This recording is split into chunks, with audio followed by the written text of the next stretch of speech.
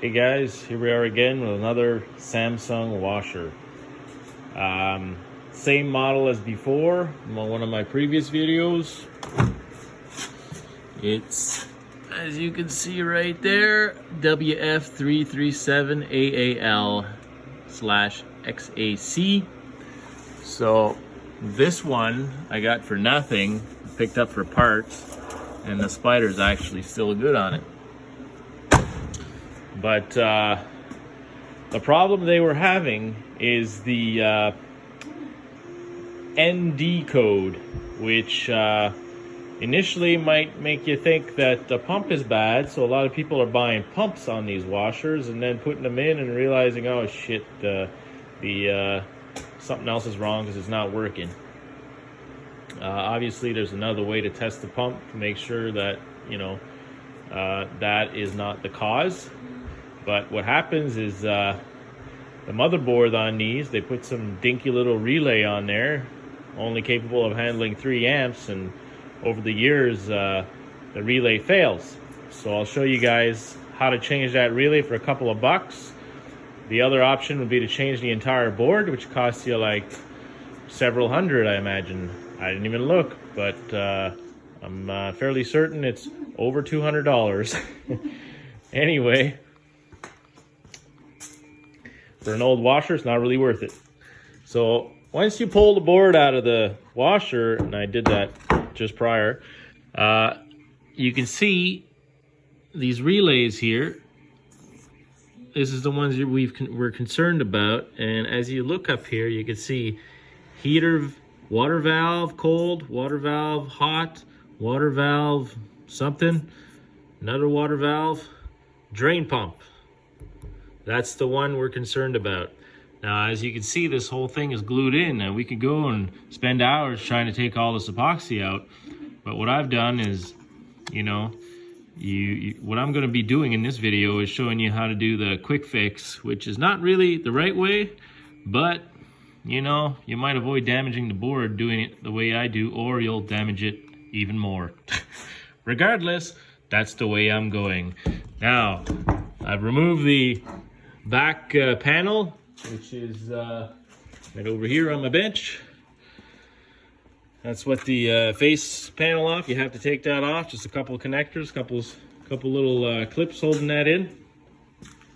And basically, what we're gonna do is measure out approximately exactly the location here, and we're just gonna cut a hole through the plastic, then clean up just enough for that epoxy crap or whatever that is, silicone, to get to the soldering connections, then unsolder the relay, pull it out, and replace it with a better one. So stay tuned. We're gonna get right at it. Here we are back at the board. As you can see, I very scientifically drew the spot where I need to cut. I'm gonna use a straight drill. If you doesn't have one of these, they're a lot easier to control the speed than just your classic Dremel. You can actually turn this thing if you prefer, just like that. It's got a lot more power too, but lower RPM. So I'm gonna use that and show you what the result. Here we are back at the bench. Now you don't want it. This is what I managed to do with a bit that looks like so. As you can see, the top part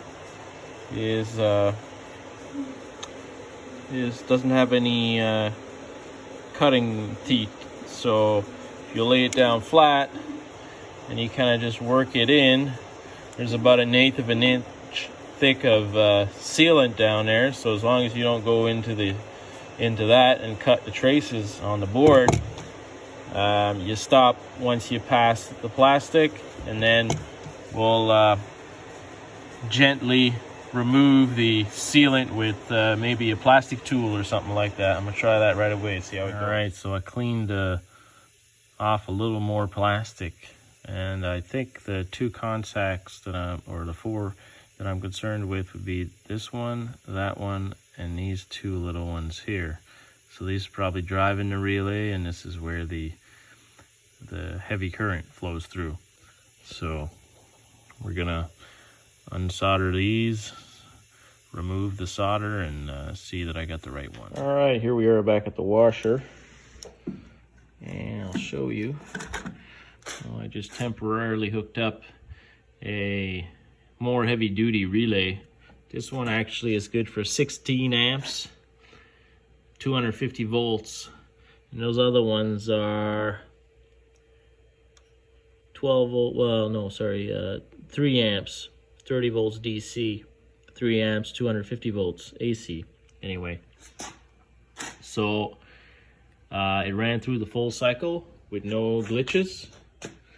It was a bit difficult to remove the relay as I unsoldered the joints. When I went to pull it off, it was kind of glued into that epoxy, and I'll show you here on the bench what I mean. The relay,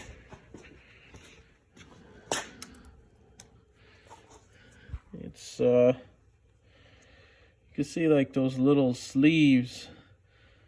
I guess I pulled too much and I pulled those little sleeves off the board.